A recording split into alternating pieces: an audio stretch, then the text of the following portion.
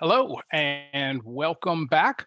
I'm Dr. Swope, and if you've been with us or not, I'm from Northwest High School. That's in Germantown, Maryland. We're going to continue on with our AP review live version. And of course, if you're watching this recorded, then you know that all of the other lessons are recorded too. So ideally, you should be able to, even if you can't watch any of these live, you should have access to them. Okay, so let's move right on. Because we don't know how many people have watched every video, it's worth maybe going back over what's going to be on the exam, when it's going to be in the structure of the exam. So, as you may or may not know, and hopefully more and more people are aware of this now, what's on the exam is units 1 through 7. But I think it's important. The reason I'm bringing this up, I think it's important for everyone to continue to study.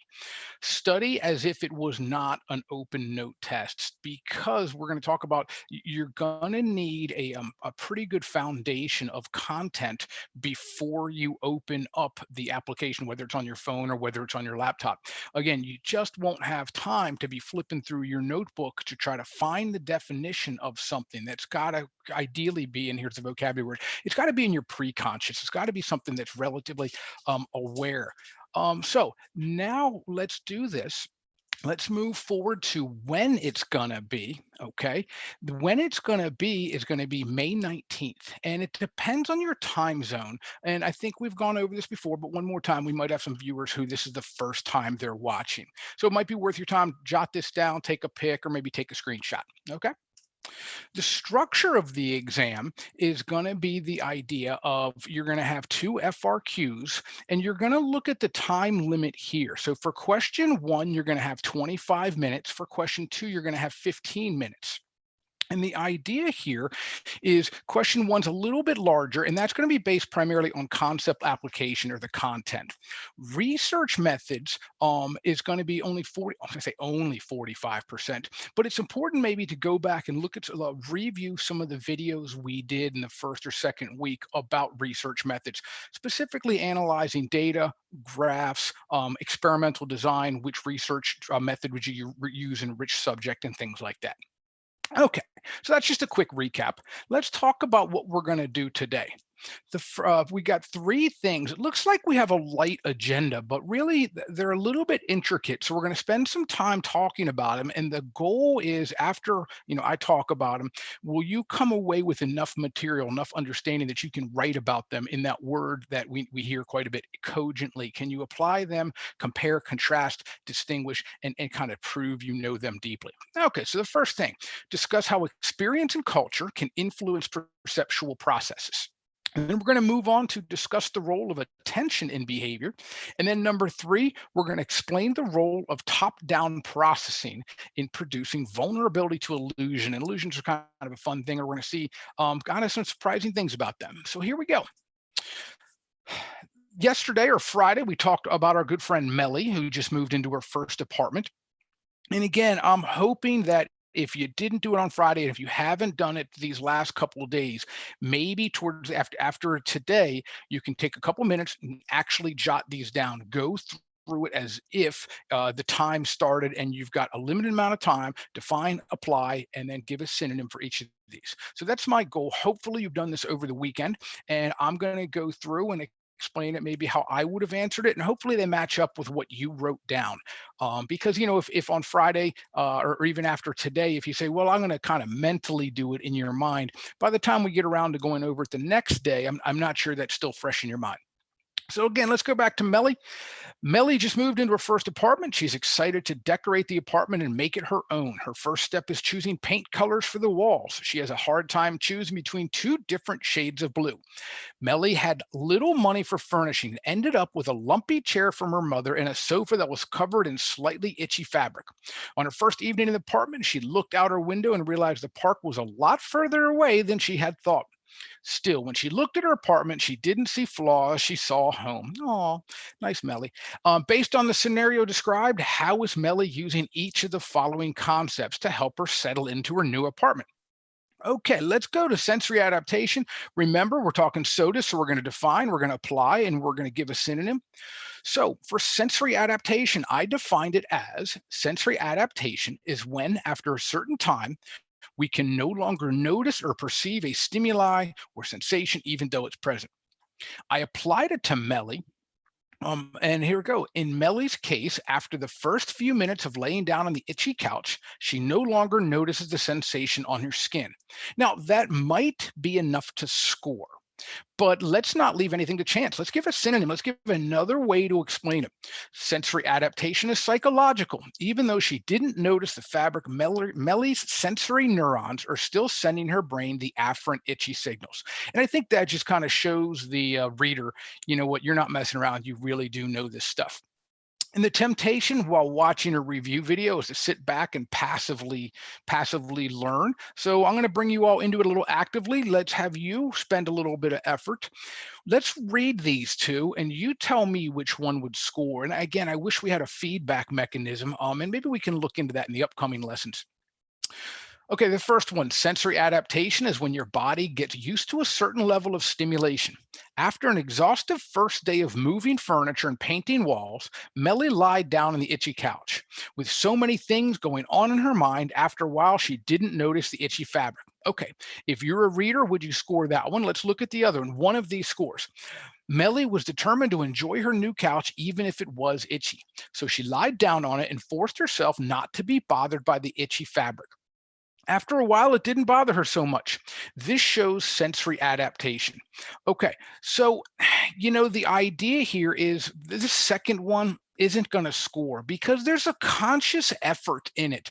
It's as if she still notices it, but she's ignoring it. She's still aware of it. And if you're aware of it, that's not sensory adaptation. Remember, right now, you're not aware of your socks, except by the very fact I told you that. I wonder how many people watching this are now wiggling their toes.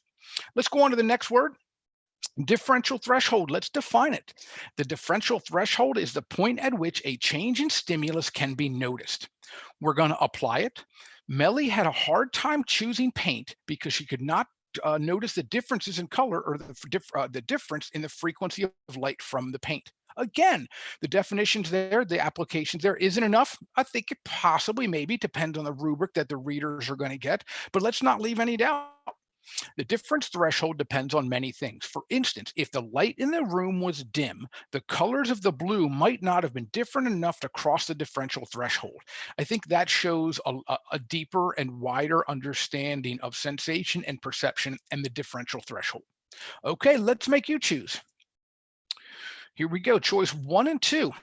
Choice 1, after an exhaustive first day of moving furniture and painting walls, Melly lied down to rest. After what she thought was a short time, she realized it was nighttime.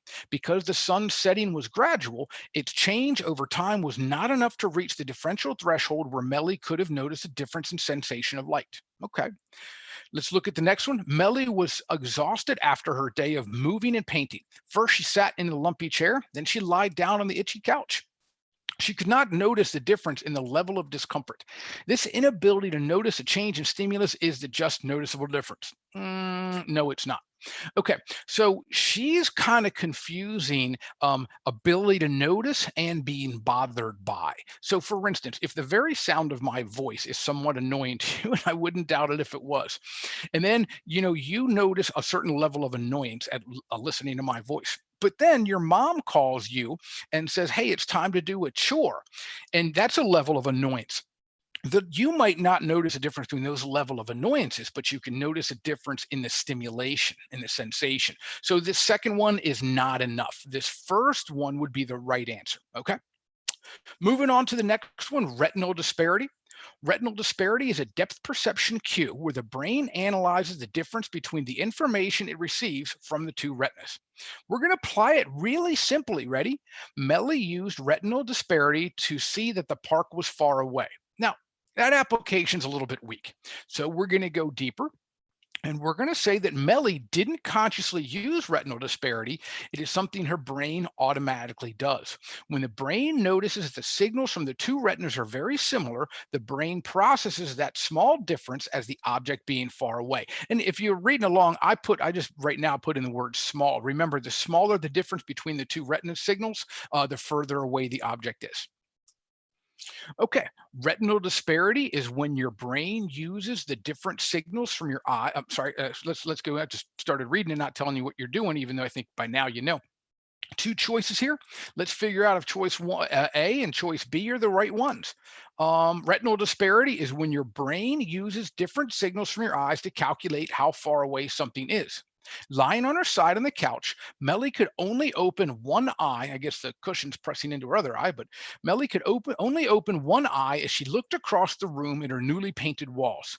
With one eye not sending signals to the brain and the other sending signals, Melly's brain knew the wall was not close. Okay, that's one option. Let's look at the other one. Melly stood on her deck to look at the neighborhood park. Because the image of the park was far away, the signals from her eyes were similar. Her brain calculated the small difference and realized the park was far away. Using these different signals is retinal disparity. And I think if you could hear my voice over my dog barking, well, guess what? That would be the second choice is right. Even though we define it as the second, in the last part of it, we could, it doesn't really matter when you define it, as long as you define it and apply it. We just put the application in the beginning of that answer, and that's fine too. Okay, the next part, top-down processing, is how, and I'm going to define it. Top-down processing, how our mind organizes sensory information. Our mind often perceives the world, often perceives the whole picture instead of noticing details. And we're going to apply it. Melly's mind saw her apartment as a unified whole concept of a home rather than individual elements of a chair, sofa, and painted walls. Now, again, we got to give it a little bit more. Melly even sees her lumpy furniture through top-down processing. She doesn't know, she doesn't see chair legs, a seat, and fabric. She sees a whole chair. Okay. And so that's going to kind of demonstrate that you know a little bit more about top-down processing. One more time, let's make you kind of choose here. Melly was still overwhelmed by all the things she had to do to make her new apartment the way she wanted it. So instead of focusing on each little task, she was going to think of her apartment as one whole project and enjoy the top down process. And then let's look at the second option. Melly was moving the heavy couch. While Melly was moving the heavy couch, she noticed nearly every detail: the legs, the cushions, how heavy it was, and the fabric. Now, when she sees it, she perceives the couch as a whole, which is top down processing. Okay, quite frankly, neither of these is outstanding, but the second one is better. Again, we're going to kind of throw you guys a trick, but you wouldn't necessarily do this with the reader because you want to make it easy for the reader to give you a point. Even so, it is okay to define it as the last sentence in your answer. So the second one's the right answer. The first one brings into the idea of voluntary consciousness. We're talking more about cognition and how she's thinking and what she's deciding, not necessarily how her automatic perceptual cues and automatic perceptual rules are come into play unconsciously. Okay, so that's what we did on Friday. Let's jump into what we're going to do today. And if you can remember, back from the three things we're talking about how perception isn't a digital thing. Sensation might be, either light hits the retina or it doesn't. But perception is much more flexible for that. And if we remember on Friday, we discussed with signal detection theory, what we perceive simply isn't physical. Again, I would imagine, how many times have you walked by a sink full of dirty dishes or a pile of dirty clothes or something that needed to be done in your house, and you walked right past it? Did you see it? And that we'd have to operationally define see, believe it or not, and it's kind of complex. So you got to have motivation to notice. So look at the second bullet point. What is psychological is also, and this is a phrase that's just you need to know in psychology. Ready? What is psychological is also and simultaneously biological. So if you get really, really mad at something, it's, I can't say it's because a chemical reaction, but emotions and chemical reactions occur simultaneously. So, but in this case, for instance, perhaps there's more to perception than just whether or not light hits your eye. Or perhaps there's more to whether or not you felt something than pressure on your skin. So, and I have students and I've had other people that resist the idea that whatever is psychological is also biological. They say, no, no, no, you can't reduce love and emotions just to biology and chemistry. Maybe not. Maybe that's it's a question that bears a little bit more time, and as we go on, perhaps we'll find the answer to that.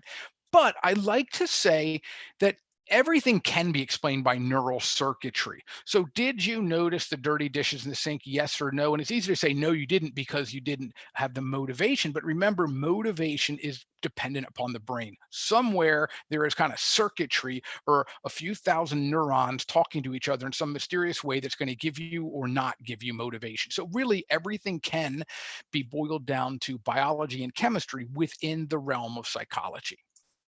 Okay, when you see the flashing symbol there, okay, what is that? What do you see? Now, if you're watching this, you're probably 16, 17 years old. Maybe we have some 15-year-olds, maybe we have some 18-year-olds watching. But if you're watching that, immediately like, oh, that's a hashtag. I know that we have a couple teachers watching, and if you're my age, you're like, well, that's not a hashtag, that's a pound sign. I think I've now learned what a hashtag is. My own kids laughed at me enough that I didn't know what a hashtag was, but I still perceive that as a pound sign. Okay, so what does that mean?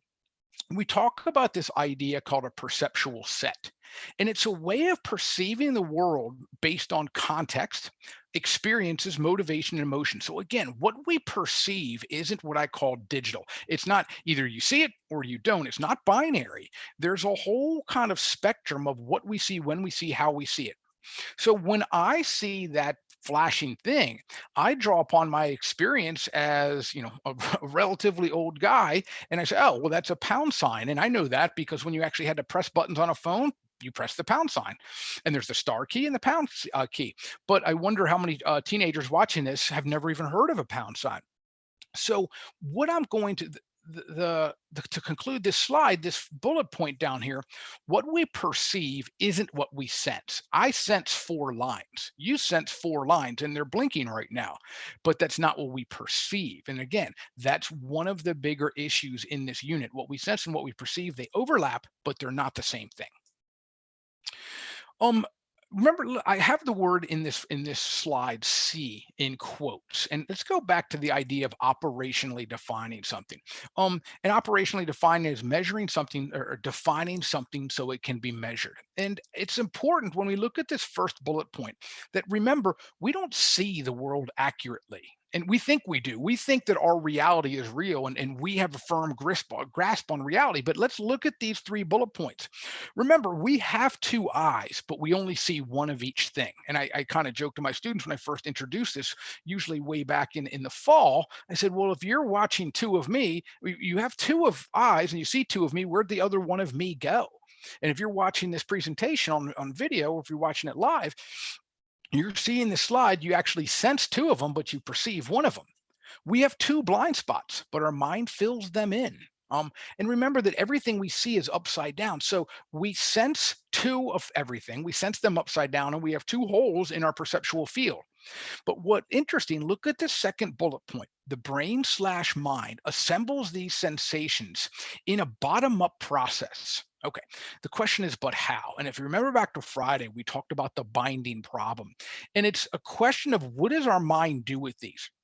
So if you would imagine a baby on the first time it's ever seen anything, it doesn't know what that is. It has no experience, no context. So it's going to assemble meaning in a bottom-up process. Remember, imagine a baby sees a chair for the first time. It's never seen a chair before. It doesn't know what it is. So it's going to say, well, it has these many legs, or whatever a leg is. It's got a chair seat, and the baby doesn't even know what a chair seat. But eventually it's going to construct bottom up, kind of like a Lego situation, and say, aha, this is a chair. I perceive it as a chair.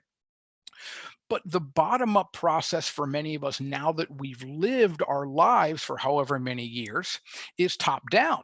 I haven't seen every single chair that has ever existed. So maybe I'm going to go furniture shopping and I see a chair that I've never seen. It's a different design, but I immediately perceive it as a chair because I have context. I'm in a furniture store, and because I have experience, I know what chairs look like. So perceptual set is related to top down. It's the idea that we walk around based on preconceived notions, and even though we see something, we sense something, we don't know what it is, we're going to apply what we know in our experience to this new thing. Most of the time it works.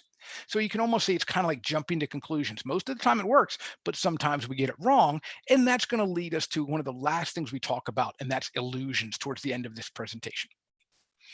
Okay. Remember, your eyes see a hashtag symbol, right? Well, remember, you see with your brain, not with your eyes. So we have to define the words see. And I'm not sure your eyes see a hashtag symbol. And I'm not sure my eyes see a pound symbol.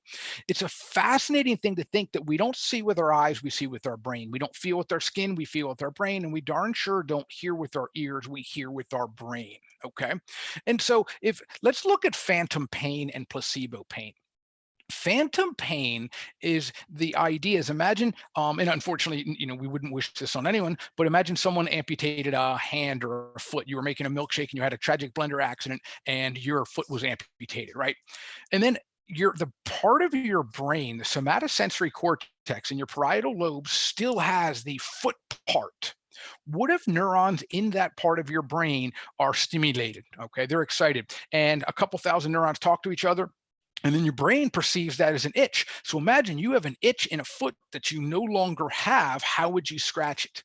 That's phantom pain. Okay. It's having sensation or even pain in a limb that you no longer have.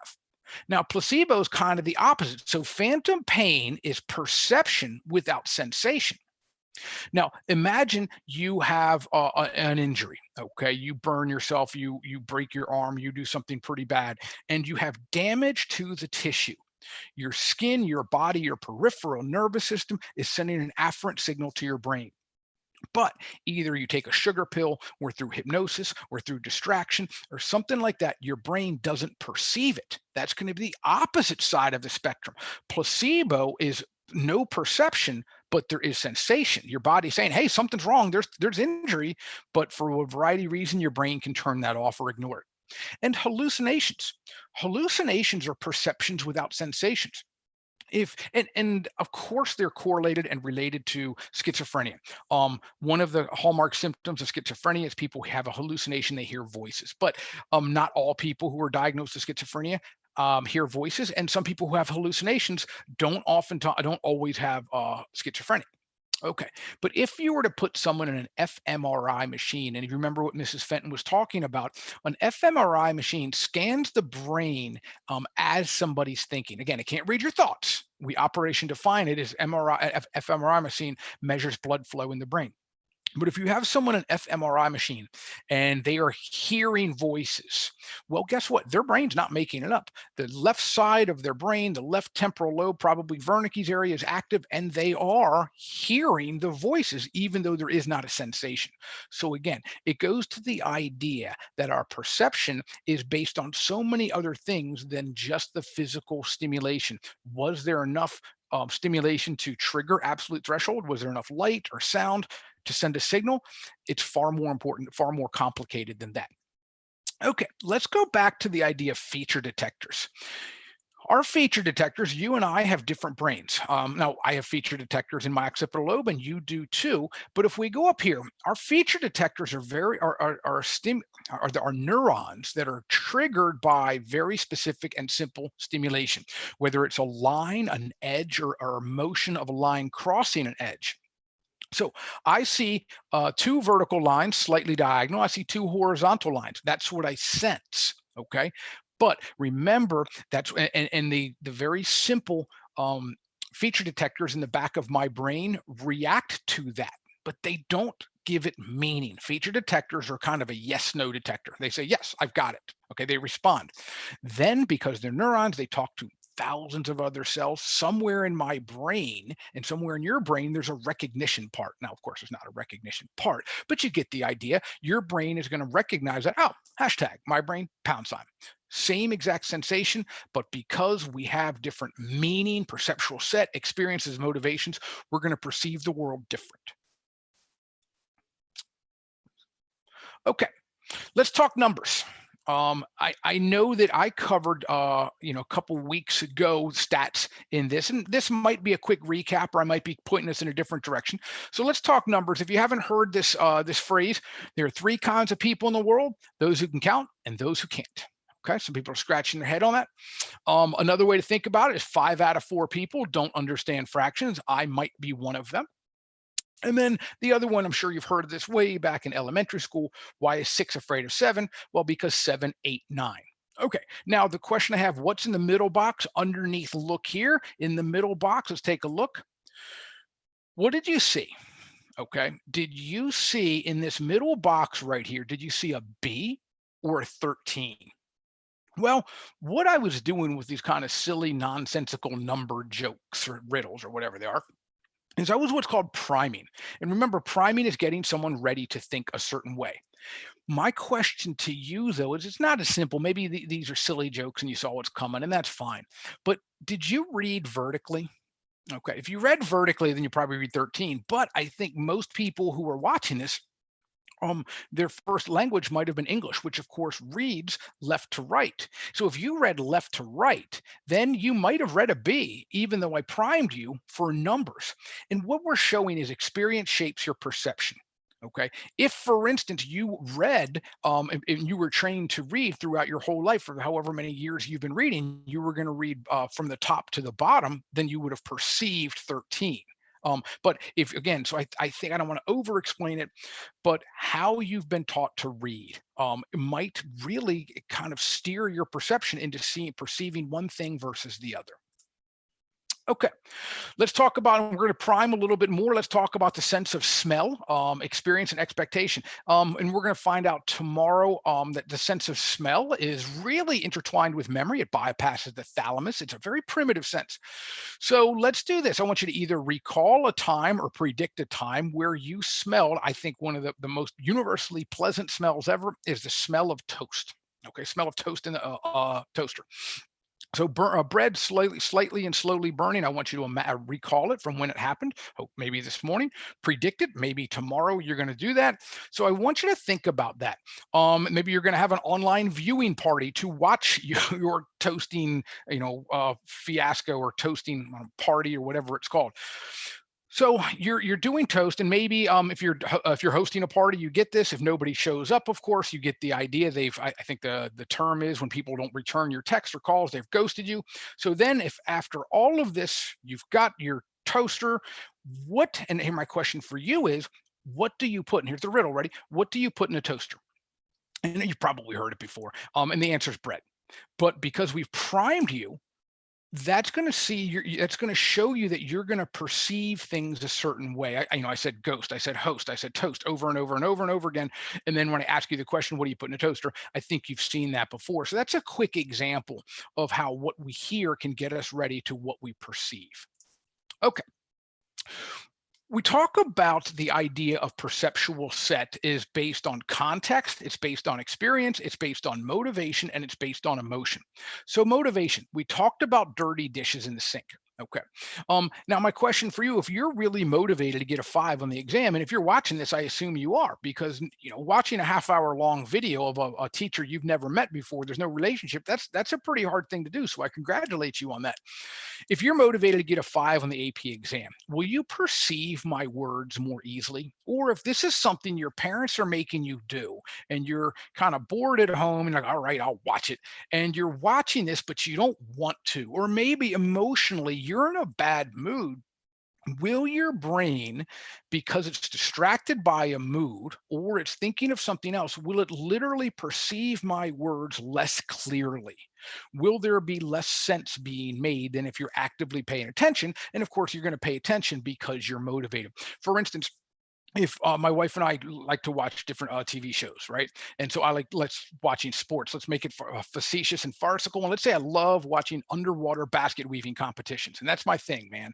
So I'm watching people do underwater basket weaving. They're in the bottom end of the pool, deep end of the pool. They're holding their breath. They're weaving a basket. And because I'm motivated to see it, I like it. I'm notice the intricacy of the technique, and I'm nudging my, oh my gosh, did you see what that person did? They're really weaving using this technique, and oh my gosh, it's amazing. She is not motivated to watch, and she doesn't want to watch it. So all she's going to see is people waving their hands around underwater, weaving a basket while holding their breath. So her perception is going to be, she just won't see the detail that I'm going to see because A, I wanted to, and B, I enjoy it. So I hope that example of my underwater basket weaving competition made sense to you. Okay. The next thing we're going to look at when we're talking about perceptual constant, or we're talking about the difference between sensation and perception, is going to be perceptual constancies. We've got 4 of them. Right now, let's talk about the first 3. Okay, size constancy. Imagine maybe you are in school. We've got a few people who are still attending school regularly, but most of us are at home doing online instruction. So imagine you're back in school, and during the class you have to go to the bathroom. You leave class and you're walking the hallways primarily empty, right? And then you see someone walking down the hall towards you, and it starts 50 feet away, 40 feet away, 30 feet away. You're getting closer to them, they're getting closer to you. Now, light from the probably fluorescent lights in your high school are bouncing off that person's shirt and skin. They're going through your cornea, through your lens, through your pupil. They're hitting your retina. In the center of the retina is the fovea. The image on the back of your eye gets larger as that person approaches. Okay, so think that through. If the image on the back of your eye is getting larger with each section as they getting closer to you, why does your brain not assume they're getting larger? See, that's a context clue. You've lived for however many years on the earth, and you've never seen anyone kind of just, somehow or another swell up or grow. You've just never seen human beings do this. So your brain knows that's not what it's perceiving, even though, remember, you see the world in 3D, even though the image on the back of your eye is only in 2D. So you sense 2 dimensions, you perceive 3 dimensions. Similarly, with size constancy, if you've ever blown up a balloon, you know that the balloon's getting bigger. It's not necessarily kind of coming for your head and getting closer, and it's going to envelop your head and smother you. But you see someone in the hallway, they are getting closer, but you assume they're not getting bigger. You can see that under different contexts, your brain perceives different sensations differently.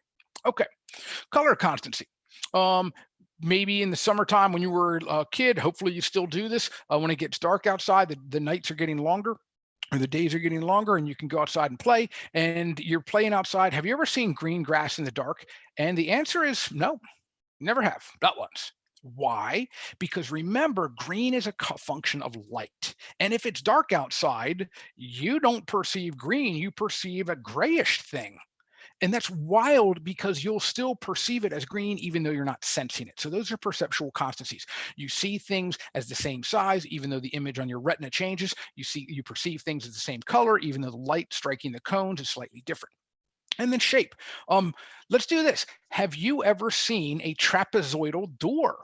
Probably not, although I bet most of the doors in your house right now are probably halfway open. Right now, maybe they're fully closed, maybe they're fully open, but I don't think you've seen the image. You've never sensed the image straight on. Maybe you enter your doorway at a diagonal. So if a doorway is half open, it's not a rectangle. Here's my demonstration. Okay, you see a rectangular piece of paper. And so what I'm going to do is I'm going to instantly magically turn this into a trapezoid. Ready? I'm going to pull it away from you. So the top is a little bit towards me, the bottom's towards you, and bam, that thing that's hitting your retina is a trapezoid. That shape is a trapezoid. But unless I pointed that out to you, you would still perceive it as a rectangle, which shows that what hits your retina isn't perceived as a rectangle, as a trapezoid, even though it is. Okay, next one, brightness. And I got this little animated GIF from Commons with permission, but I want you to, again, you're probably going to ignore my voice as you're trying to figure out what's going on this. Notice the 2 A's. Are they the same brightness? Now, they're giving you different cues and different clues. The assumption here is the A's are the same brightness. Okay. But when they change the background, okay, now watch, they put a filter over it, and I think it's the 4th one, that filter, now they remove it. Did the brightness change? No, but your brain does perceive it. So what we want to talk about here is these 4 constancies. In many ways, you can think of them as type of illusions because what's being sent to your mind, what's being sent to your brain perceives it in its own way. I'd like to say it's a skewed perception based on what the brain, and again, my hashtag knows. Your brain knows what a chair looks like. So if you see a chair you've never seen before, you instantly perceive it's a chair. Okay. That's kind of what we're talking about with these constancies. And that, again, relates to perceptual set. Okay. Quick check for understanding. When Rocco views the image on the lower right, he sees it as a 13 when it's part of a larger number sequence, but he sees it as a B when it's part of a word. Rocco's response shows the importance of which perceptual concept. I'll give you a couple seconds to think this through.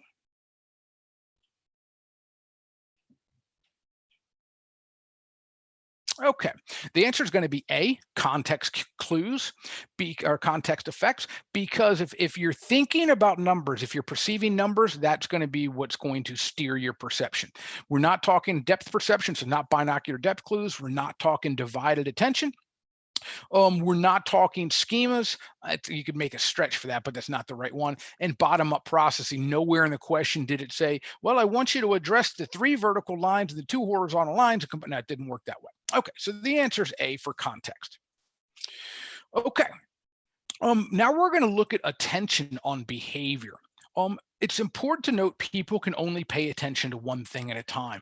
And that is something, no matter how many times I've taught psychology at the college level, at high school level, whenever I introduce that, I almost always get someone who's going to argue with that. And when I go a little bit deeper, there's no such thing as multitasking, and people swear there is. Yes, there is. Okay, well, let's define it. Let's be clear. You can multitask as long as you're not thinking about 2 things at the same time. You can walk and chew gum. You can probably text and, I don't know, chew gum at the same time. Why? Because those are implicit memories or procedural memories, and of course those things are stored in your cerebellum. They're almost automatic. You don't have to think about them. Well, at least I hope you don't have to think about how to walk and chew gum at the same time. So really, when you have multitasking, we're talking about task switching. Okay, and this is important, attention on perception, because I'm going to say in a later slide, you can't perceive without attention. You can't perceive without attention. You don't believe me? Can you perceive your socks? Not without wiggling them. Now your attention's on them. And of course, that's the idea. You cannot perceive unless you're thinking about it. So this is powerful. You cannot listen to music and do your homework at the same time. Can't do it, can't do it, can't do it. I know that right now I probably have a bunch of people saying, yes, I can. Okay, kind of like Bob the Builder. You can sense sound. So you could actually have your music in the background. You could hear your music. If your attention, you're actively reading your textbook. Okay. Or you can stare at your book and pay it and listen to the music. Listening's active. And I guarantee we've all done that. We're not really paying attention. We've read the same line in a book over and over and over. Why? Because our attention's not there. It's somewhere else. Kind of proving the point there. Unless, of course, you have those, as Mrs. Fenton said, who've had their corpus callosum cut. People who have their corpus callosum cut can do 2 different tasks at the same time. If you had time, if you're hyper bored, challenge your family, get 2 different pieces of paper, 2 different writing implements, and I want you to write a circle with one hand and a square with the other at the exact same time. You just can't do it. Can't do it. And this brings us to the face-vase illusion. Your attention is going to dictate what you perceive. Okay, so you can only perceive the white vase or the 2 black faces, and that's it. You can't. I swear, every time I have someone, yes, I can. Yes, I can. Really, what they're doing is their attention is shifting fractions of a second, and it's giving them the idea they can see both things at the same time, but you just can't do it. Okay. Inattentional blindness. Again, we must separate sensation from perception. The eyes are always sending a brain a signal. The brain is just simply busy with another cognitive task. So what inattentional blindness is, it's not seeing something even though you're looking right at it. And in my house, this is demonstrated nearly every single day when my wife sends one of my kids, say, can you go find something in the refrigerator or in the pantry or in the closet? And the kid comes back and said, nope, didn't find it. And my wife gets exasperated and says, oh, it's right there. How did you not? I guarantee it's there. If I have to go find it, you're in trouble. And I guarantee my kid opened the fridge, stared at it, but didn't see it, even though it was right like front and center on the top shelf. So that's called inattentional blindness because, quite frankly, kid didn't want to do the task. Subliminal perception is another chapter in this idea of perceiving versus sensing versus attention, right? Lots of controversy on this. And I think it stemmed out of the 1950s. Teenagers started to have disposable income kind of after World War II, right? So Hollywood's producing these movies, teenagers are going. I think you're at least historically aware of this.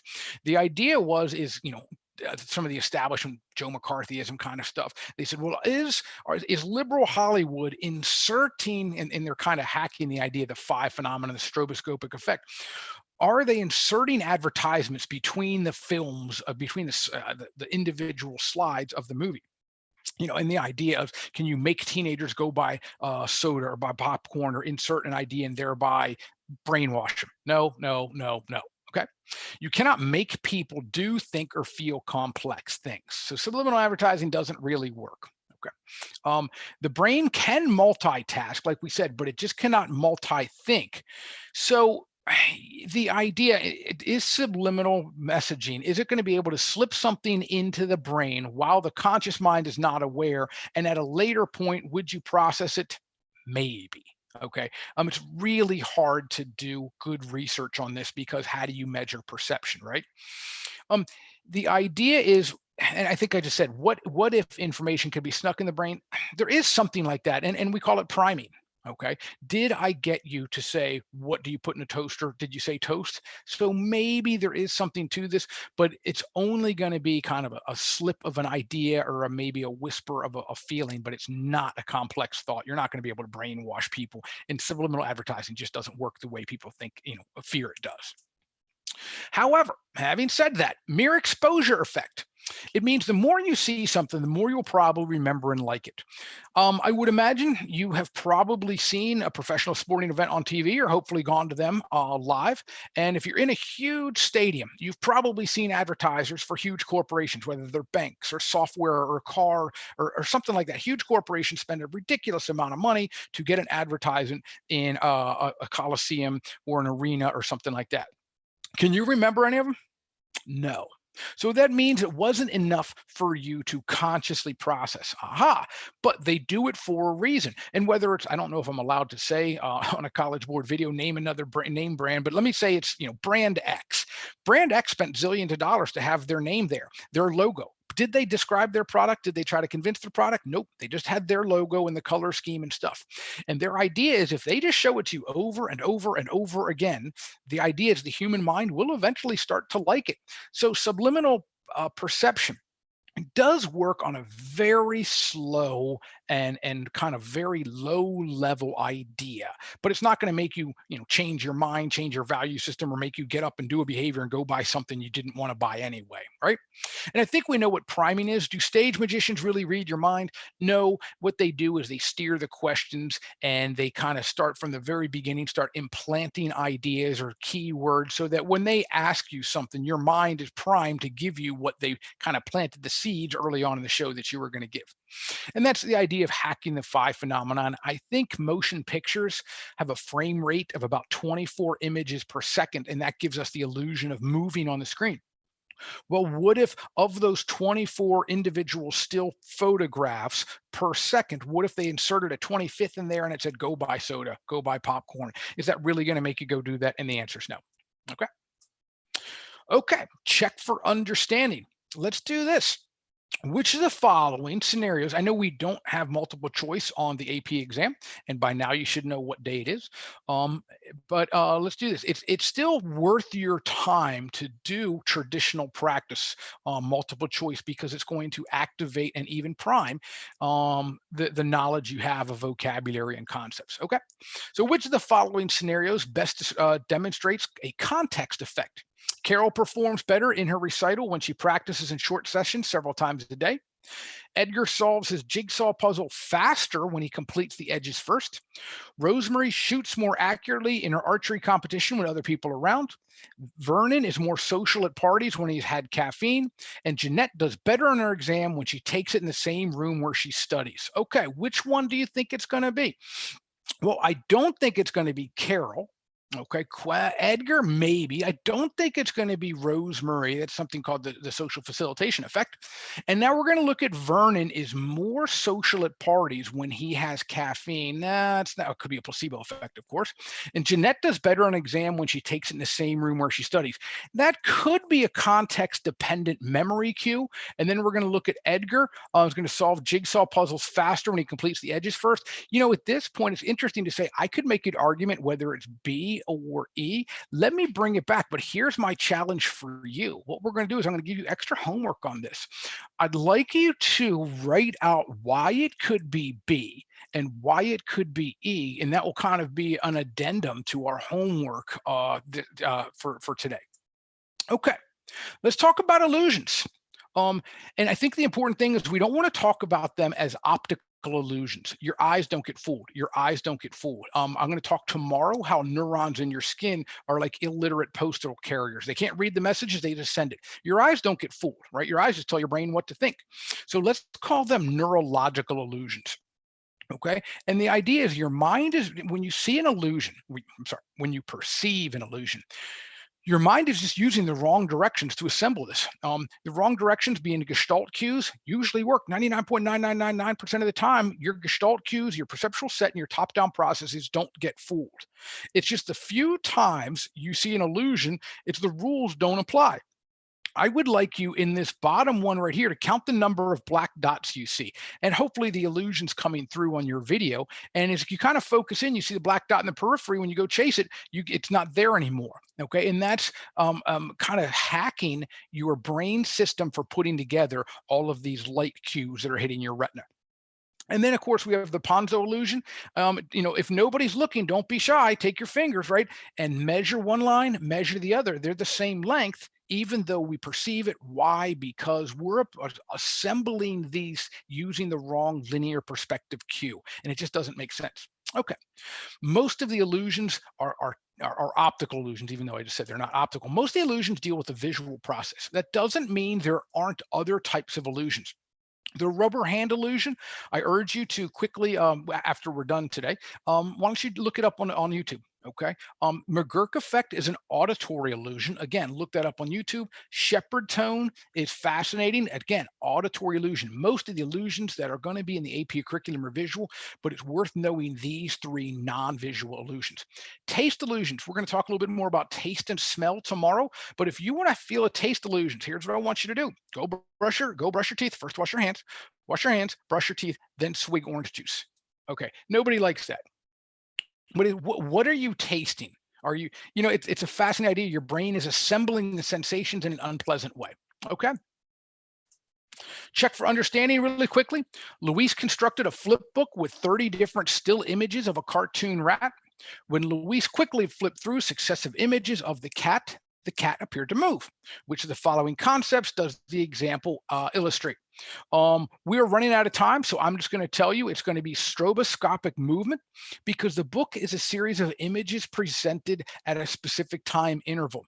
It's not perceptual constancy. Read that through. Perceptual constancy because Luis still views the cat as a cat, even though it appears as a moving picture. Depth perception, the question doesn't ask any, doesn't point to the idea that his flip book is 6 feet away or 4 feet away or anything like that. Color constancy, it doesn't mention anything about color. Okay, so just, using test taking strategy, you could cross off C and D. Interposition, because the pictures are in a logical sequence. That's not even what interposition is. Interposition is a depth cue that says things that are closer appear in front of things that are further. Okay, so even without kind of knowing what the stroboscopic effect, you could eliminate some of those answers. Okay. Now we're on to our homework, our AP exam practice. We're back to our Schmidlap family. Okay, Carly Schmidlap really enjoys going to see movies in theaters. She loves the popcorns, the seats, the sound system, and the whole experience. I kind of agree, watching movies in the theater is better than home, but that's just me. Please explain how the following concepts will add to her enjoyment of watching a movie in a theater. Perceptual constancy, context cues, phi phenomenon, and priming. All right, so that's your homework. And again, I strongly urge you, if you're going to take the AP exam, which if you're watching this, you probably are, self-selective sample, I want you to write down, take a couple minutes, get your phone, put a stopwatch, apply, define, synonym, and see if you can hit this within 25 minutes. Okay. Thanks for watching. We hope you'll join us again. Be sure to complete the practice question. We'll review the answer in the next session.